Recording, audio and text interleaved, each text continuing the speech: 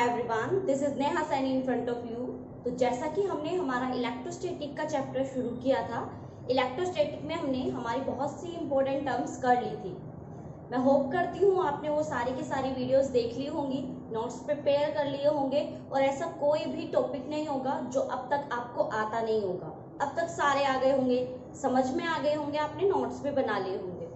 तो आज हम क्या बात करने वाले हैं? आज हम एक बहुत इंपॉर्टेंट टॉपिक के बारे में बात करने वाले हैं, क्योंकि देखिए आपको अगर याद हो, मैं थोड़ा सा रिकॉल करा दूं, आपको अगर थोड़ा सा याद हो, हमने लास्ट वीडियो में हमारे लास्ट लेक्चर में पढ़ा था इलेक्ट्रिक फ्लक्स। इलेक्ट्रिक फ्लक्स के बारे में हमने जाना था कि हमारा जो फाई होता है, फाई जिससे हम इलेक्ट्रिक फ्लक्स को डिनोट करते हैं, उसका एक न्यू फॉर्मूला निकल के आया था E.ds, ऐसा ही था। और अगर हम लोग ले लेते हैं एक कोई भी क्लोज्ड सरफेस, तो हम उस E.ds के आगे एक ऐसे इंटीग्रल साइन और बीच में एक सर्कल बना देते हैं, ताकि हमें ये पता रहे कि हमारा जो सरफेस हम ले रहे हैं, जो भी हमने ऑब्जेक्ट लिया है, वो हमारा क्लोज्ड सरफेस है। ऐसा ही होता था। उसी इलेक्ट्रिक फ्लक्स पर बेस्ड हमारा आज का टॉपिक करने वाले हैं। अगर आपको इलेक्ट्रिक फ्लक्स अच्छे से समझ में आया है तो आपको ये समझने में ज़्यादा आसानी होगी।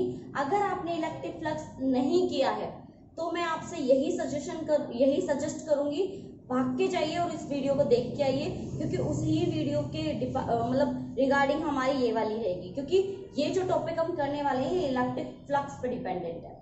तो चलिए फिर जानना शुरू करते हैं हमारा आज का टॉपिक का नाम है गॉस लॉ। गॉस लॉ नाम बड़ा ही अटपटा सा है, लेकिन इसका जो काम है वो बहुत इंटरेस्टिंग है। जैसा कि आपने देखा, हम जो भी लॉज अब तक पढ़ रहे हैं, सब में कहीं ना कहीं हम लोग इलेक्ट्रिक फील्ड की बात करते हैं। इलेक्ट्रिक फील्ड क्या होता है? इलेक्ट्रिक फील्ड एक चार्ज जो रेस्ट पे रखा हुआ है, क्योंकि हम लोग अभी इलेक्ट्रोस्टैटिक पढ़ रहे हैं, चार्ज एट रेस्ट।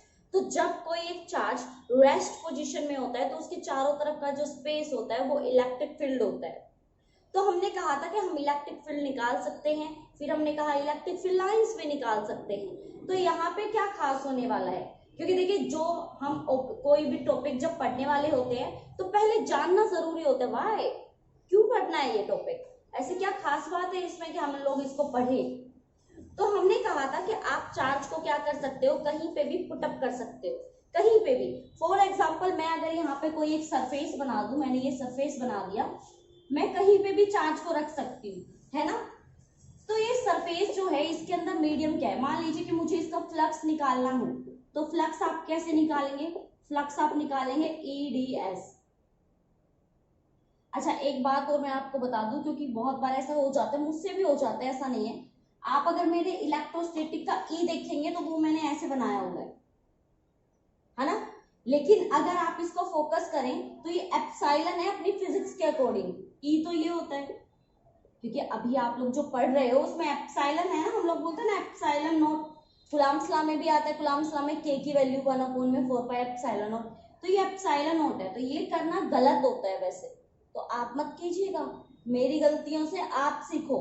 हमेशा E को ऐसे बनाओगे, एप्सिलॉन ऐसे बनाओगे, क्योंकि फिजिक्स में दोनों का मीनिंग अलग अलग होता है। ओके, चलो फिर यहाँ पे क्या आ जाएगा हमारा, यहाँ पे आ जाएगा हमारा कैपिटल E, यानी कि हमारा इलेक्ट्रिक फील्ड डॉट ds। अगर मुझे फाई निकालना हो कि इसके अंदर में कितनी लाइन जा रही है, कितनी इलेक्ट्रिक फील्ड लाइंस जा रही हैं, वो मैं इस फॉर्मूले से क्या कर सकती हूँ, फाइंड आउट कर सकती हूँ। बट हम पढ़ रहे हैं यहाँ पे, ये तो हमारा सिंपली फ्लक्स है, हम पढ़ रहे हैं गॉस लॉ। तो गॉस लॉ का क्या रोल है? तो बच्चों देखो, यहाँ ये रोल है। मान लीजिए कि मैंने चार्ज को यहाँ रख रखा है, यहाँ बहुत सारे चार्ज रखे हुए हैं किसी भी एक क्लोज सरफेस में, बट ये जो मैंने रखे हुए हैं, ये मैं एयर में नहीं रख रही हूँ, मैं यहाँ पे मीडियम एयर नहीं ले रही हूँ। मान लीजिए मैं मीडियम चेंज कर दूं, मान लीजिए कि मैंने यहाँ पे पानी ले लिया, तो मीडियम चेंज हो गया ना। तो चार्ज किस मीडियम में रखा है और फिर उसका इलेक्ट्रिक फ्लक्स क्या है, क्योंकि आप एक बात बताइए, जब आप पानी में जाते, आप मान लीजिए नॉर्मली हैं, ठीक है, अभी हम लोग एयर में है, हवा में है, अगर मैं आपसे कहूँ स्पिन करो, घूमो, आराम से घूम लो, बल्कि हाथ को फैला फैला के खूब घूम सकते हो ना, अरे खूब आराम से फैल सकते हो, मतलब घूम सकते हो, कोई दिक्कत नहीं है। लेकिन मैं आपसे कहूँ बेटा, आपको ना पानी में, स्विमिंग पूल में जाके घूमना है, क्या आप उतनी आसानी से काम कर पाओगे? सेम चार्ज के साथ होता है, नॉर्मली रखा हुआ है कोई दिक्कत नहीं है एयर में, लेकिन जैसे ही इसका मीडियम चेंज कर देते तो फ्लक्स भी चेंज हो जाता है। क्योंकि देखो हवा में होते हैं तो पैर ऊपर करके नाचो, हाथ ऊपर करके नाचो, कोई दिक्कत नहीं, कोई प्रॉब्लम नहीं है। ऐसे ही अगर हम लोग एयर में इलेक्ट्रिक फ्लक्स निकालेंगे तो electric field lines easily cross कर जाती है, बड़े मजे में रहती है फुल। लेकिन अगर मैं बात करूं यहाँ के बारे में, जब मैंने मीडियम चेंज कर दिया तो अब जो चार्ज है वो इजीली अपने आप को स्प्रेड नहीं कर पाएगा, अपने लाइंस को नहीं फैला पाएगा। तो इलेक्ट्रिक फ्लक्स पे भी क्या आता है, फर्क आता है। तो मैं सिंपली बोल सकती हूँ कि जब मीडियम में कोई चार्ज रखा हो या कहीं पे भी जो चार्ज रखा हो, आप उसकी क्या निकाल सकते हो, इलेक्ट्रिक फील्ड इंटेंसिटी निकाल सकते हो, इलेक्ट्रिक फ्लक्स निकाल सकते हो। उसी के बारे में ही हमारा कौन बताता है, गोस लॉ। तो चलिए अब करने क्या वाले हैं वो तो समझ में आ गया। हमें जस्ट ये देखना है कि जब आप सिचुएशन चेंज कर देते हो, मीडियम चेंज कर देते हो, तो इलेक्ट्रिक फ्लक्स पे या चार्ज पे क्या इफेक्ट पड़ता है, हमारे मीडियम पे क्या इफेक्ट पड़ता है। और सिंपल सी बात कि हम जो यहाँ पे देखेंगे वो चार्ज को मीडियम में देखेंगे, ठीक है। तो चलिए फिर हमें देखना है कि किस तरह से। अब सबसे पहले मैं इसकी गोस लॉ की आपको डेफिनेशन कराऊंगी, देन उसके बाद हम इससे रिलेटेड जो इसका मैथमेटिकल टर्म है वो भी सीखेंगे, ठीक है। चलो तो फिर फटाफट से आ जाओ। तो भाई सबसे पहले करते हैं हमारा गोस लॉ। तो सबसे पहले इसकी डेफिनेशन देखते हैं। द टोटल इलेक्ट्रिक फ्लक्स मैंने तो पहले ही कहा था फ्लक्स के बारे में बात करेंगे, आप सुन ही नहीं रहे थे मेरी। तो simply the total electric flux through a close surface, किसी भी क्लोज सरफेस में से, इक्वल्स द नेट चार्ज, यानी कि आपका इलेक्ट्रिक फ्लक्स इक्वल होता है net charge enclosed by the surface dividing by epsilon naught. And charge enclosed by the surface, charge को किसी भी सरफेस ने क्या कर रखा है, क्लोज कर रखा है, और उसको डिवाइड कर रखा है किससे, एप्सिलॉन नॉट से। तो मैथमेटिकली क्या हो जाएगा, देखिए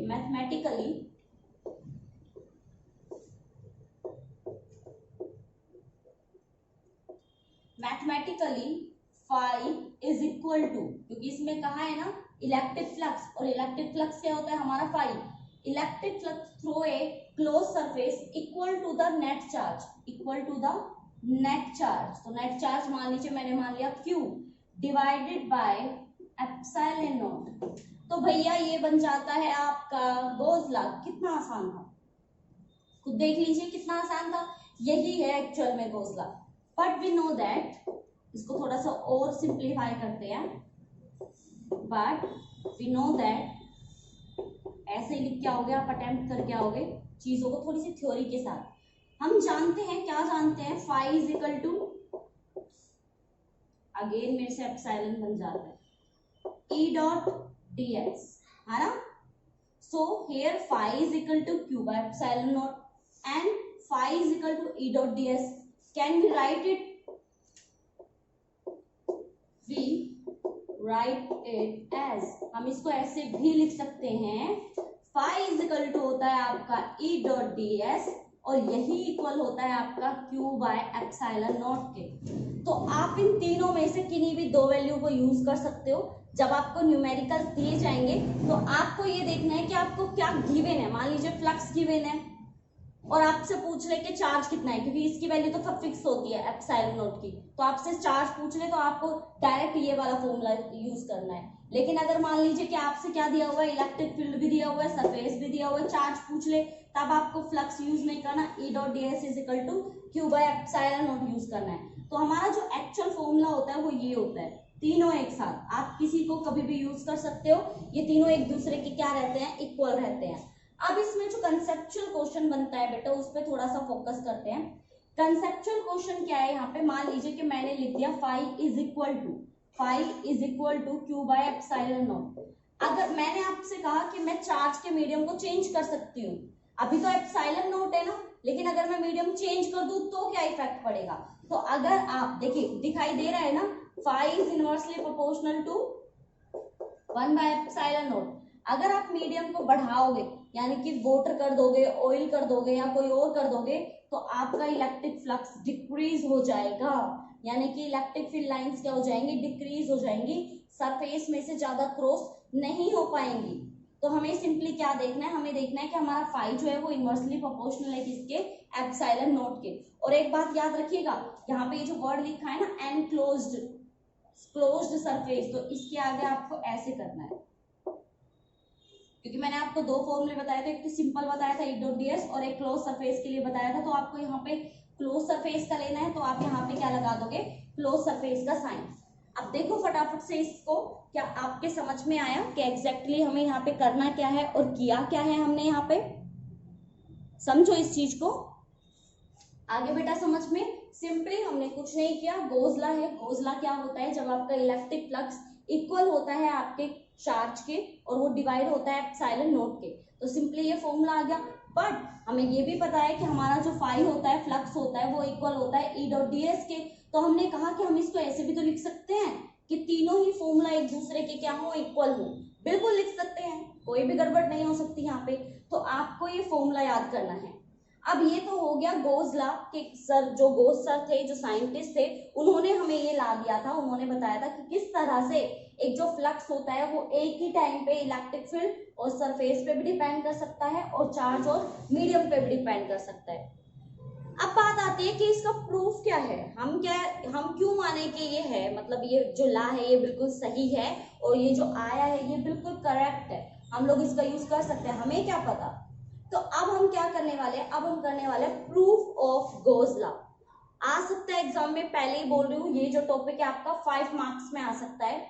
आपसे पूछा जा सकता है define Gauss law and give its proof. उसका प्रूफ जो मतलब इसका जो प्रूफ है ना वो मैथमेटिकली है, डेरिवेशन है, तो वो आपका 3 मार्क्स में और ये कंप्लीट आपका 2 मार्क्स में, कंप्लीट बनता है ये 5 मार्क्स में। तो अपने 5 मार्क्स को बचा के रखो, अच्छे से साथ साथ चल मतलब करते हुए चलना, प्रिपरेशन करते हुए चलना, इसको याद भी करना है और इसको अपनी नोटबुक में नोट्स भी बनाना है, ठीक है। कुछ नहीं है, सिंपल से 2 लाइन की इसकी डेफिनेशन है, ये हमारा प्रूफ निकल के आता है कि ये जो हमारी डेफिनेशन है मैथमेटिकली ये बताना चाहती है। बट हम लोगों को अपनी भी कॉमन सेंस लगानी है ना, हमने तो पहले पढ़ा था कि जो फ्लक्स होता है वो ये होता है, तो हम दोनों को कंबाइन भी तो कर सकते हैं, कंबाइन करके ये आ गया सिंपली, है ना, आसान है ना। तो चलो फिर फटाफट से इस को नोट कर लो, देन उसके बाद करते हैं हमारा प्रूफ ऑफ गॉस लॉ। तो चलिए फिर शुरू करते हैं हमारा जो गॉस लॉ है उसका प्रूफ। क्योंकि मैंने आपसे कहा कि साइंटिस्ट जो हैं वो किसी भी चीज को ऐसे ही नहीं बोल देते कि चलिए भाई हमारे दिमाग में रात को सपने में ऐसा आया तो ये प्रूफ है, नहीं, उसका प्रूफ रियलिटी में होता है और वो हम भी कर सकते हैं, जैसा कि अब हम करने वाले हैं। दैट्स मीन हम भी साइंटिस्ट बनने वाले हैं, क्योंकि अब तक जो गॉस सर ने हमें ला दिया कि हमारा जो फाई होता है वो E.ds के इक्वल था, ऐसा ही बोला था। फिर उसके बाद हमें कहा गया कि क्यूब एप्सिलॉन नॉट के इक्वल है, तो भाई हम क्यों माने, अब हम खुद उसका क्या करेंगे, प्रूफ। तो जैसा कि मैंने आपको कहा कि ये जो क्वेश्चन है ये हमारा 5 मार्क्स में आ सकता है, क्योंकि इसका प्रूफ और गॉस लॉ के साथ बिल्कुल 5 मार्क्स में आने लायक क्वेश्चन है। आप जब इसके प्रूफ को करेंगे तो आपके खुद के भी समझ में आ जाएगा। तो जो भी लाइंस जैसे भी मैं आपको बताती जाऊं, बस एक ही रिक्वेस्ट है, वैसे ही आप उसको लिखेंगे एग्जाम में, वैसे ही आपको अटेम्प्ट करना है। अटेम्प्ट कैसे करना है, क्या क्या लिखना है और कब कब लिखना है, मतलब सीक्वेंस में स्टेप बाय स्टेप मैं आपको सारी चीजें समझाती रहूंगी, सारी चीजों को अच्छे से समझते रहिएगा और सीक्वेंस में पहले वैसे ही नोट्स बनाइएगा, ठीक है। अगर मान लीजिए मैं ऐसे करती हूँ, क्योंकि प्रूफ इसका थोड़ा सा लेंथी है, तो मैं अगर ऐसे करूँ कि फर्स्ट यहाँ पे लिख दूंगी, सेकंड यहाँ पे, थर्ड यहाँ पे, लेकिन आपके पास तो नोटबुक है, तो नोटबुक आपके पास लेंथी है, आप क्या कर सकते हो, पेज में आराम से लिख पाओगे। तो आप लोग ऐसे मत लिखना, नोटबुक में नीचे लिखना, ठीक है, यानी कि फर्स्ट पेज सेकंड पेज ऐसे करके। तो चलो फिर शुरू करते हैं। हमारा टॉपिक क्या रहेगा, टॉपिक आप लोग नोट डाउन कर लो, पेन नोटबुक तो आप लोगों को पता ही है, अपनी क्लास में कंपल्सरी है एक ही चीज, एक नहीं दो, एक तो पेन नोटबुक, ये तो दोनों एक साथ ही है, खाली पेन खाली नोटबुक तो लाओगे नहीं, सीधी सी बात है, पेन के साथ नोटबुक लानी पड़ेगी और नोटबुक के साथ पेन लाना पड़ेगा, तो वो तो कंपल्सरी है ही। और दूसरा है आपका दिमाग साथ लेके बैठना, ऐसा ना हो मम्मी ने बैठा दिया चलो बेटा क्लास ले लो और आप लोग क्लास लेने के लिए बैठ गए, फोन लेके, ध्यान कहीं हो रही है, पता नहीं आज कौन सी वीडियो है जो वायरल हो रही होगी, कौन सी वीडियो है जो ट्रेंडिंग में होगी, पता नहीं क्या क्या। तो ऐसा नहीं करना है, माइंड को एकदम कंसंट्रेट करके यहीं पे बैठे रहना, अपने मोबाइल के अपने लैपटॉप के सामने एक एक चीज को बहुत अच्छे से समझना, ठीक है, क्योंकि देखिए ये जो मैं अब टॉपिक आपको कराने वाली हूँ totally and totally memory based है। एक बार समझ लोगे ना, मैं कह रही हूँ दूसरी एक बार प्रैक्टिस कर लेना, बस एक बार, दूसरी बार करने की जरूरत भी नहीं है, एक बार में ही आ जाएगा। ओके, तो चलिए फिर without any waste of time start करते हैं हमारा आज का टॉपिक है प्रूफ ऑफ गोस लॉ। तो आप देख पा रहे हो, जैसा मैं आपसे हमेशा कहती हूँ, कभी भी कोई भी डेरिवेशन हो, डेरिवेशन को कभी भी मतलब एकदम से शुरू नहीं करना है, आपको क्या करना है, उसमें थ्योरी पार्ट जरूर लिखना है। तो ये मैंने थ्योरी पहले ही लिख ली क्योंकि टाइम वेस्ट नहीं करना था ऑब्वियसली। तो मैं आपको थ्योरी समझा दूंगी क्या क्या लिया है और क्यों क्यों लिया है। और एक बात, इस जो ये हमारा डेरिवेशन है इसमें बेटा जो डायग्राम है वो कंपल्सरी है। डायग्राम मैंने अभी नहीं बनाया, आप देख सकते हो, डायग्राम बनाऊंगी मैं अपनी थ्योरी के साथ साथ, ताकि आपको समझ में आए कि डायग्राम ऐसा क्यों है। ओके, तो चलिए फिर हमारी थ्योरी का एक एक लाइन समझते हैं और डायग्राम को ड्रॉ करते हैं, समझना अच्छे से। चलिए late us consider a closed surface S. चलिए कंसीडर करते हैं। तो आपको स्टेटमेंट में बोला है late us consider closed surface S. ये मैंने यहाँ पे क्लोज्ड सरफेस एस ले लिया। आप जो जो मतलब मेंशन करोगे ना, जैसे ऊपर लिखा हुआ है तो नीचे लिखना है closed surface, closed surface S. क्या नाम है इसका? एस। नाम भी रखना है, सबका नाम रखेंगे आज। तो देखो मैंने क्लोज्ड को ना यहाँ पे ऐसे कॉलम में रखा है, तो आप ऐसे ही करके आओगे क्योंकि यहाँ पे मेन जो है वो क्लोज्ड है। तो हमने क्या बनाया, एक क्लोज सरफेस एस बनाया, जैसा कि हमारी स्टेटमेंट में मेंशन था। Second, surrounding a charge Q placed at a point O. ये जो सरफेस है वो सराउंडिंग है किसका? चार्ज का। और चार्ज जो रखा हुआ है वो रखा हुआ है पॉइंट ओ पे। ये आपका चार्ज हो गया, और ये कौन से पॉइंट पे है? ओ पे। और जो ओ पॉइंट मैंने लिया वो सेंटर में लिया है। जरूरी नहीं है आप सेंटर पे लो, कहीं पे भी लिखा नहीं है कि सेंटर पे लेना है, आपकी मर्जी है। बस लेना कहाँ है? इस सरफेस के बिल्कुल अंदर, इनसाइड, अंदर कहीं भी ले लो, वो आपकी मर्जी है। ओ पॉइंट बना देना, लेकिन लेना आपको इनसाइड ही है। देन उसके बाद Q placed at a point O inside a closed surface. Compulsory है बेटा, ये जो चार्ज आप लेने वाले हो, ये जो पॉइंट ओ आप लेने वाले हो, ये इस क्लोज सरफेस एस के अंदर ही होना चाहिए। ये आपका कंपल्सरी है, इसमें हम लोग कोई चेंजमेंट नहीं कर सकते, ये आपका फिक्स है, ठीक है। नेक्स्ट लाइन देखते हैं, take a point P on the surface. आपको क्या करना है, ये जो आपका सरफेस है ना बेटा, हमने जो ये सर्कल बनाया है, आपको इस सरफेस पे कहीं पे भी एक पॉइंट पी लेना है, कहीं पे भी, कोई फिक्स नहीं है। हम प्रूफ कर रहे हैं ना, हमें साइंटिस्ट बनना है फिलहाल, तो आपकी मर्जी है, कहीं पे भी ले लो। जैसे कि मैं यहाँ ओ नहीं लेती, यहाँ ले लेती तो भी कोई फर्क नहीं पड़ता, वो आपकी मर्जी है। ओ कहीं पे भी ले लो, चार्ज कहीं पे भी रख लो, बस पी पॉइंट अगर मैं लेती हूँ, मान लीजिए मैंने यहाँ पी पॉइंट ले लिया, ठीक है, तो क्या बोला है हमें? बोला गया है take a point P on the surface and consider a small area ds on surface around P. P के अराउंड हमें छोटा सा स्मॉल सा सरफेस लेना है। तो मान लो मैंने ये ले लिया सरफेस, तो ये पी पॉइंट हो गया, और ये मैंने क्या ले लिया, ये मैंने ले लिया स्मॉल एरिया ds। जिन बच्चों को नहीं पता है उन बच्चों को बता दूं, जब आपके स्मॉल लग जाता है, मतलब आपके नहीं, किसी वर्ड के आगे स्मॉल लग जाता है, तो हम लोग डी का यूज करते हैं, स्मॉल डी का। जैसे यहाँ पे लिखा हुआ है ना स्मॉल डी, ये स्मॉल डी क्या बताता है कि आप जो भी ले रहे हो वो स्मॉल है। यानी कि हम सरफेस ले रहे थे, तो देखिए इतना बड़ा सारा सरफेस है, लेकिन मैंने लिया क्या, छोटा सा, तो छोटा सा स्मॉल के लिए हम क्या ले लेंगे, डी, ठीक है। ऐसे ही आप लोग जब एरिया की बात करते हो तो डीए बोल सकते हो। डीए का क्या मतलब है कि एरिया तो पूरा है, लेकिन हमने कैसे लिया है, स्मॉल। ये चीज समझ में आई आपके? तो सिंपली यही काम किया है, जैसे जैसा हमें बोला गया है। देखो सिर्फ डायग्राम से भी आप सारा कुछ लिख सकते हो। कैसे? Let us consider a closed surface S and take a charge inside the surface at point O. Now taking a point P on the surface of this closed surface and consider a small surface on the point P, या फिर near the point P, जो भी आपको लिखना है वो लिख सकते हो। थ्योरी से डायग्राम बना सकते हो, डायग्राम से थ्योरी बना सकते हो। तो हमने क्या ले लिया, सरफेस ले लिया एक पी के अराउंड। पहले ऊपर वाली थ्योरी को आप लोग देख लो, आप लोगों के समझ में आई है या नहीं। डायग्राम में कहीं पे आपको कोई कंफ्यूजन तो नहीं है? आप लोग को एक बार ये पक्का कर लो, देन उसके बाद मैं आपको शुरू कराऊंगी जो हमारा मेन काम है ना, इसको ड्राइव करना, जो हमारी डेरिवेशन है जिसके लिए हमने ये शुरू किया है टॉपिक, यानी कि हमारा प्रूफ, उसको भी कराऊंगी मैं। उससे पहले आप लोग यहाँ तक तो एकदम क्लियर कर लो। क्लियर है? आई होप आप लोगों को समझ में आ गया होगा, इतना मुश्किल नहीं है। तो अब देखो क्या है, let OP is equal to R। भाई अब क्या किया इन्होंने, पहले तो हमें क्या बोल दिया कि O को अलग लेना है और P को अलग लेना है, ऐसा ही बोला था। लेकिन अब इन्होंने कह दिया कि OP is equal to R है। ये मैंने क्या ले लिया, R ले लिया, यानी कि इसकी जो डिस्टेंस है वो क्या ले ली मैंने, R ले ली। Common the magnitude of electric field due to charge Q। जो मैग्नीट्यूड आएगा हमारा, मैग्नीट्यूड क्या होता है मैथमेटिकल टर्म में बता चुकी हूँ आपको। मैग्नीट्यूड का मतलब परिमाप। जैसे कि मान लो कि आप शॉप पे जा रहे हो और मैं आपको बोलूँ आपको 10 kg कुछ भी लेके आना है, तो 10 kg बोला ना मैंने, तो ये जो 10 है ये इसका क्या होगा, ये इसका मैग्नीट्यूड होगा।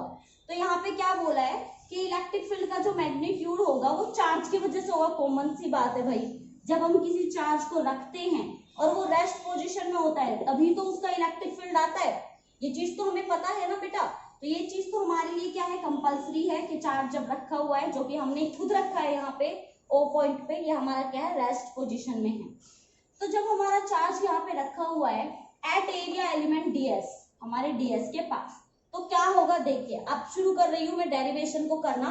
अगर आपने अब तक ये नहीं लिखा है तो पहले इसको लिख लो, वीडियो को पॉज करो और सबसे पहले आपका जो थ्योरी पार्ट है इसको लिख लो, ताकि आपके मन में शांति रहे। बाकी सारा आपका मैथमेटिकल है, कुछ भी थ्योरेटिकल नहीं है।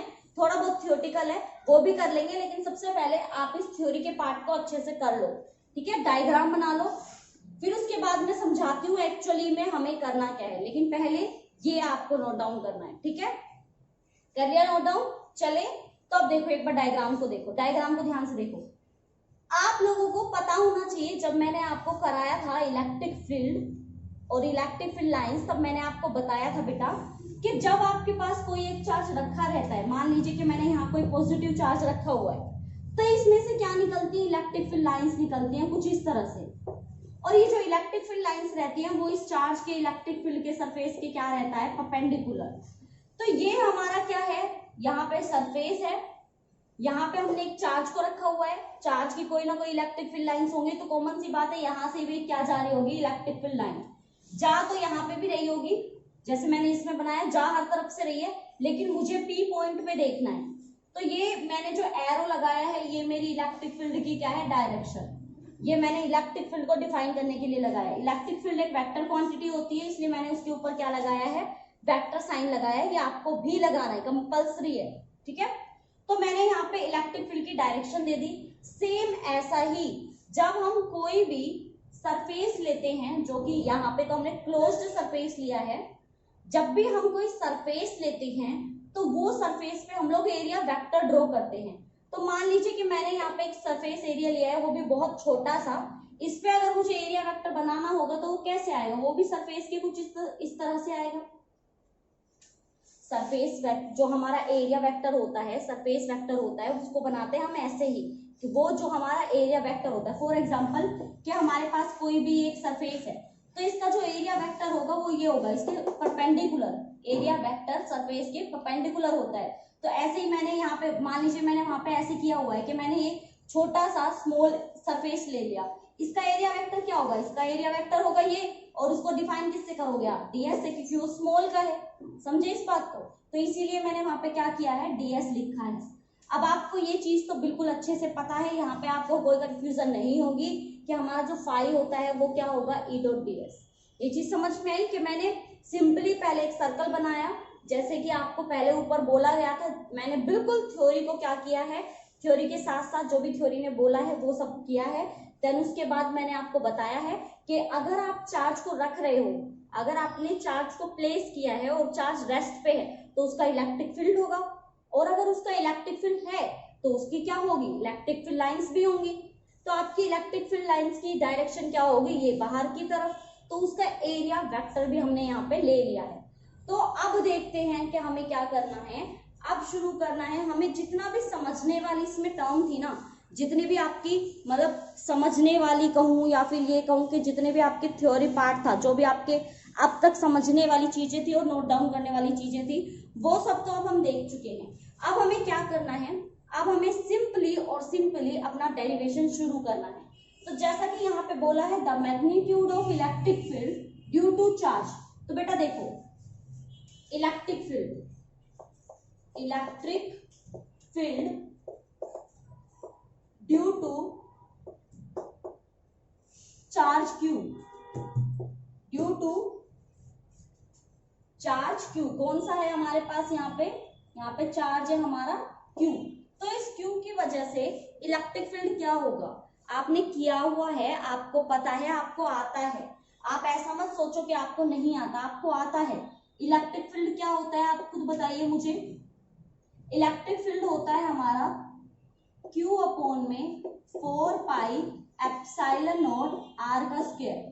होता है या नहीं होता है? तो सबसे पहले तो हमने लिख लिया यहाँ पे इलेक्ट्रिक फील्ड, जिसकी वैल्यू होती है हमारे, ये हमें याद है क्योंकि कूलम्ब्स लॉ में क्या होता है Q1 Q2 दो चार्ज होते हैं, लेकिन हमारा इलेक्ट्रिक फील्ड जो मेन चार्ज है, जो चार्ज आप सरफेस एरिया में ले रहे हो उसके ऊपर डिपेंड करता है, टेस्ट चार्ज पे डिपेंड नहीं करता। ये चीज मैं बता चुकी हूँ।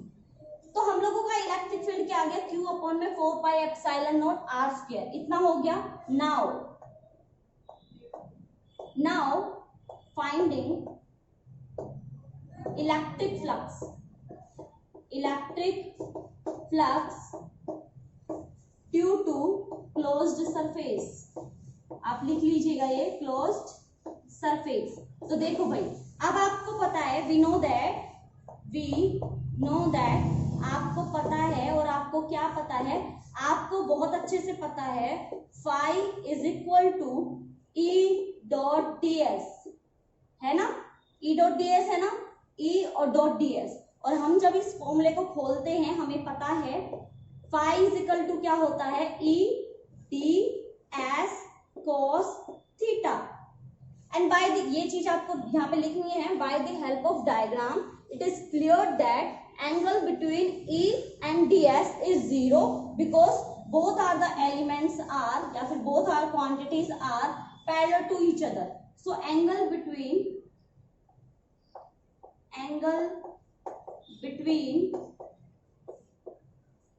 E and ds is 0। अगर ये आपका 0 है तो आपका थीटा कितना हो जाएगा, ये हो जाएगा आपका E ds cos 0, और आपको ब्रैकेट में लिखना है cos 0 कितना होता है 1। तो आपका फाई किसके इक्वल हो जाएगा, वो हो जाएगा आपका E ds के इक्वल। और यही तो हमें चाहिए था, यही तो हमें फाइंड करना है फिलहाल। तो हमारी फाई की वैल्यू कितनी आ गई, फाई आ गया हमारे पास E डॉट ds। तो हमारा जो फर्स्ट स्टेप था वो फिनिश हो चुका है। फिलहाल हमारा फर्स्ट स्टेप एकदम कंप्लीट हो चुका है। हमने सिर्फ क्या किया, हमारा थ्योरी पार्ट कंप्लीट किया, थ्योरी से रिलेटेड हमने डायग्राम बनाया, इलेक्ट्रिक फील्ड हमारे लिए मेन था, इलेक्ट्रिक फील्ड की वैल्यू लिख ली, देन उसके बाद हमने यहाँ पे क्या बना लिया, हमारा जो इलेक्ट्रिक फ्लक्स है वो। अब हमें क्या करना है, जैसा कि मैंने कहा था मैं इस साइड लिखूंगी तो आपको अपने पेज पे नेक्स्ट पे करना है, ठीक है, नेक्स्ट पेज पे, अगर आपका पेज अभी फिनिश हो गया है तो। ये जो छोटी छोटी चीजें होती है ना, cos 0 इज इक्वल टू 1, बेटा बहुत इंपॉर्टेंट है। इससे ना एग्जामिनर को लगता नहीं है, कंपल्सरी है कि बच्चे को आता है, नॉलेज है उसके अंदर, ये नहीं वो रट्टा लगा के आया है, उसको आता है।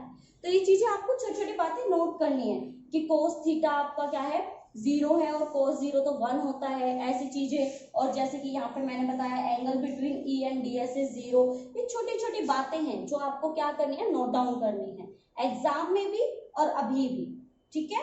तो अब आपको क्या करना है, देखो अब आपको क्या करना है वो देखो। अब आप लोग, ये हमारा लास्ट स्टेप है बस, अब हम निकालने वाले हैं, देखो, क्योंकि हमें निकालना है Q by epsilon not. Now finding electric flux over integral of closed surface. अब हमें इंटीग्रल का निकालना है, ये तो सिंपल का था, तो क्या है, phi is equal to integral of, यानी कि close surface area of E dot ds। तो अब आप पुट करोगे, यहाँ पे लिखोगे put the value of electric field तो आप जब इसको पुट कर लोगे तो आपके पास क्या आएगी, ये वैल्यू लिखो, Q अपॉन में 4 pi epsilon naught R square, और बेटा ये जो इंटीग्रल है ये लग जाएगा सरफेस पे, किस पे, ds पे, क्योंकि जो क्लोज है वो कौन है, सरफेस है। तो आप लिखोगे, यहाँ पे आप लिखोगे surface area of closed sphere. Sphere का सरफेस एरिया क्या होता है, जिन बच्चों को पता होगा, तो बेटा आपकी फाई की वैल्यू क्या आ जाएगी, Q अपॉन में 4 पाई एप्सिलॉन नॉट, और आपके ds की वैल्यू क्या होती है, जल्दी बताओ मुझे, ds क्या होता है, बताओ बताओ, ds सरफेस स्फीयर का वो एरिया कितना होता है, 4 पाई आर स्क्वायर। अच्छा इस पे आर स्क्वायर भी है, तो देखो 4 pi R square, 4 pi R square cancel, आपके फाई किसके इक्वल आ गई, फाई आ गई आपकी Q बाय एप्सिलॉन नॉट के इक्वल, और यही तो हमारा गोजला होता है। देख लो आपका जो हमने गोजला किया था, अपने गोजला वाला पेज ओपन करो और एक बार देखो, क्या यही आया था, सिंपली क्या यही आया था, phi is equal to Q by epsilon naught, बिल्कुल यही तो था, और यही तो हमने प्रूफ किया है, और यही तो हम प्रूफ कर रहे थे। तो सिंपली क्या किया, हमने इलेक्ट्रिक फील्ड की वैल्यू ली, E डॉट ds लिया, अब हमने क्लोज सरफेस के लिए लिया, तो स्फीयर का जो एरिया होता है वो होता है 4 पाई आर स्क्वायर। देखो मैं इसको आपको ना इजी वे में करके दिखाती हूँ, ये तो मैंने करके दिखाया, आपको एग्जाम में कैसे करना है, थ्योरी, डायग्राम, इलेक्ट्रिक फील्ड की वैल्यू, सरफेस वो फ्लक्स, किसी भी क्लोज सरफेस एरिया के लिए वैल्यू पुट करनी है, देन उसके बाद आपका सिंपली क्या आ जाता है, फ्लक्स आ जाता है, यानी कि गोजला आ जाता है, और गोजला आपका क्या है, phi is equal to Q by epsilon naught. Easy है।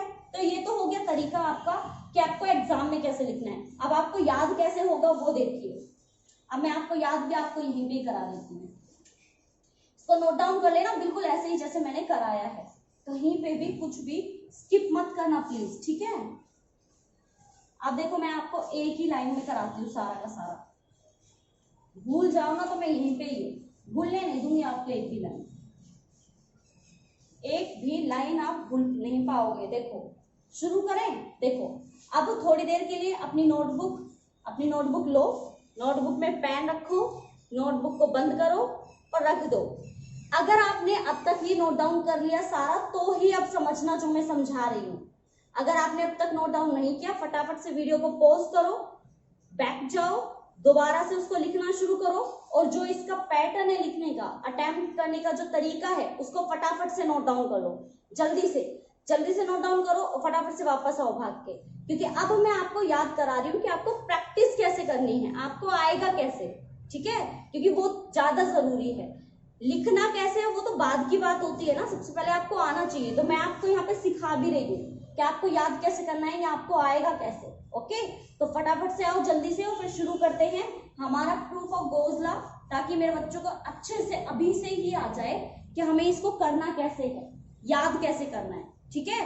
तो चलिए फिर, आई होप अब तक तो आपने लिख लिया होगा, तो जल्दी से आ जाओ, अपनी नोटबुक और पेन को साइड में रख दो, बहुत ध्यान से एकदम कंसंट्रेशन के साथ देखना बोर्ड की तरफ, एक भी लाइन स्किप मत करना, इधर उधर मत ध्यान देना, ठीक है, क्योंकि 5 नंबर का है, मैं नहीं छुड़वा सकती इसको, बहुत ज्यादा इंपॉर्टेंट है। चलो तो फिर जल्दी से आ जाओ, शुरू करें। देखो सबसे पहले क्या करना है, सबसे पहले आपको लेके आना है इलेक्ट्रिक फील्ड की वैल्यू।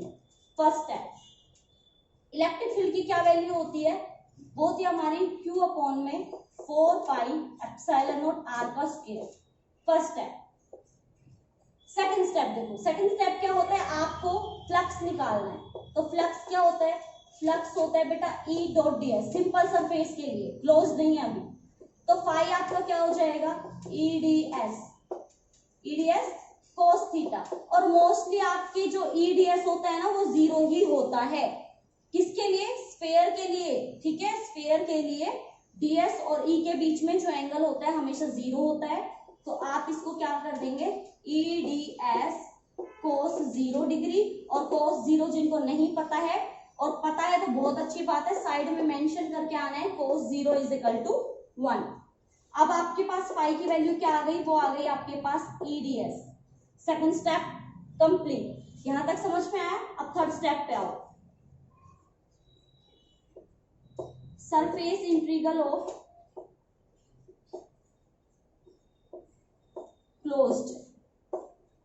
क्लोज्ड स्फीयर, किसी क्लोज्ड स्फीयर के लिए क्या होगा, देखो फाई इज इक्वल टू क्या होता है, closed integral area E dot ds। अब आपको ई की वैल्यू, जो हमारा ई है ना, ये इलेक्ट्रिक फील्ड, इसकी वैल्यू को यहाँ पुट करना है, तो करो। ये हो जाएगा आपका q by, same value put करनी है 4 पाई एप्सिलॉन नॉट r का स्क्वायर, और यहाँ है आपका ds।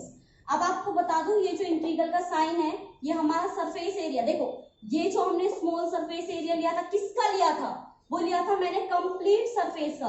तो हम इसका इंटीग्रेशन करेंगे, टोटल निकालेंगे। अभी तो मैंने सिर्फ छोटे के लिए निकाला था, ये जो हमने निकाला ये सिर्फ हमने इस स्मॉल पार्ट के लिए निकाला था। अब हम कंप्लीट स्फीयर के लिए निकालेंगे, आप ये लिख भी सकते हो। Now finding out electric flux for complete surface area and integration of this surface area. तो ये जो इंटीग्रेशन का साइन है वो किस पे लग जाएगा, ds पे।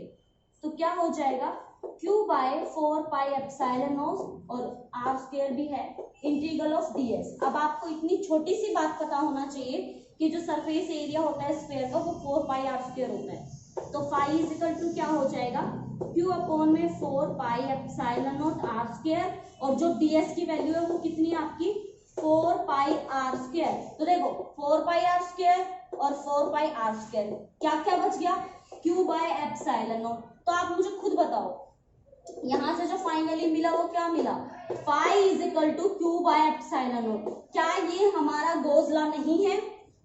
जरा देखो जो फाइनल रिजल्ट जो हमारे थर्ड स्टेप के बाद आया है, लास्ट रिजल्ट जो हमारा आया है थर्ड स्टेप से हमारा, क्या वो गोस लॉ नहीं है? क्या हमने ये नहीं निकाला था? तो क्या ये प्रूफ एकदम सही नहीं है? बिल्कुल है, बिल्कुल है भाई, देख लो, आप खुद देख लो, कहीं पे भी कोई भी अलग नहीं है। आप अपना गोस लॉ वाला पेज ओपन करो अपनी नोटबुक का और देखो इसको, यही तो था कि फाई इज इक्वल टू क्या होता है आपका q बाय एप्सिलॉन नॉट, और यही तो हमें फाइंड आउट करना था।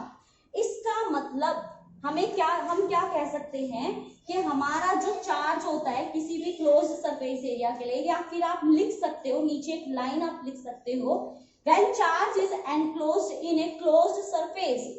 एनक्लोज्ड का मतलब होता है बंद करना। चलिए मैं लिख देती हूँ, when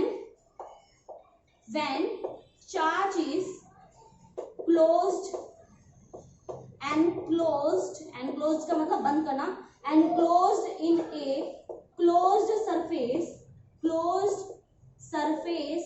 so electric flux of this surface is 1 by epsilon naught, क्योंकि 1 by epsilon naught है ना, 1 by epsilon naught times of the charge, यानी कि चार्ज के 1 by epsilon naught के क्या होगा, वो इक्वल होगा। ये वैल्यू है आपकी किसकी, जो हमने ये फाइनल रिजल्ट निकाला है वो आप थ्योरेटिकली लिख सकते हो। आसान था ना? बिल्कुल, हमने खुद प्रूफ किया है, हम खुद साइंटिस्ट बन गए। देखो सारा प्रूफ करके दिखा दिया, क्योंकि क्वेश्चन क्या था, प्रूफ ऑफ गोस लॉ, और गोस लॉ हमने प्रूफ कर दिया। हम लेके चले थे इलेक्ट्रिक फील्ड और हम ले आए Gauss law, phi is equal to q by epsilon not, जो हमें गोस लॉ में सिखाया गया था। है ना आसान? बिल्कुल आसान है ना? तो इसको भी आप चाहो तो जब आप प्रैक्टिस करो ना, तो सिंपली मैथमेटिकल टर्म का कर लो, यानी कि सिर्फ और सिर्फ डेरिवेशन कर लो जब आप प्रैक्टिस करो। लेकिन एग्जाम में जब आप इसको करोगे या आप जब नोट्स बनाओगे तो थ्योरेटिकल पार्ट्स भी आपको लिखने हैं, क्योंकि डेरिवेशन को याद करना इतना मुश्किल नहीं होता है। थ्योरेटिकल पार्ट भी लिखने, थोड़े थोड़े लिखने, इतना कुछ मुश्किल नहीं है। जो भी आपने अपने डायग्राम में लिया है, जो सपोज किया है, क्योंकि सब कुछ जो हमने किया है वो डायग्राम के ऊपर किया है। हमने एरिया लिया सरफेस का, वो भी डायग्राम की वजह से लिया, क्योंकि हमारे पास सरफेस था, यानी कि हमारे पास स्फीयर था। तो ये सारी की सारी चीजें इंपॉर्टेंट होती हैं, आपको ये सारी चीजें अच्छे से नोट डाउन करनी है, कहीं पे भी कोई भी गड़बड़ नहीं करनी है।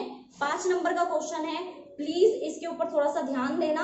अब जब आप लोग नोट्स बना चुके हो, प्रिपेयर कर चुके हो, तो बस एक बार अपनी रफ नोटबुक लो और पेन लो, फटाफट से एक बार इसको करके देखो कि आपको ये समझ में आया। सिर्फ 3 स्टेप्स 3 मार्क्स, गोस लॉ 2 मार्क्स, टोटल कितने 5 मार्क्स। तो 5 मार्क्स अपने बना के रखो, अच्छे से इसको कर लो। कहीं पे भी अब भी अगर कोई कंफ्यूजन है ना, या कहीं पे भी आपको ये लगता है कि मेरी मुझे नहीं आया, या कहीं पे कोई प्रॉब्लम है, तो मुझे फटाक से कमेंट करके बताओ, मैं दोबारा से कराऊंगी, बेशक कराऊंगी जरूर, ठीक है। तो जब मैं इतना कर सकती हूँ तो आप अपने लिए कर सकते हो। अगर आपके समझ में नहीं आया तो एक बार मेरे कहने पर वीडियो को दोबारा से अपना चला के देखो, दोबारा से करके देखो, क्या पता आ जाए। फिर भी ना आए तो मुझे कहो, तो मैं जरूर कराऊंगी। तो चलिए फिर यहाँ पे हमारा जो गोजला था, गोजला का जो प्रूफ था वो हम करवा चुके हैं। आई होप आपके समझ में आया हो, बहुत अच्छे से समझ में आ गया हो और आपने नोट्स भी बना लिए हो।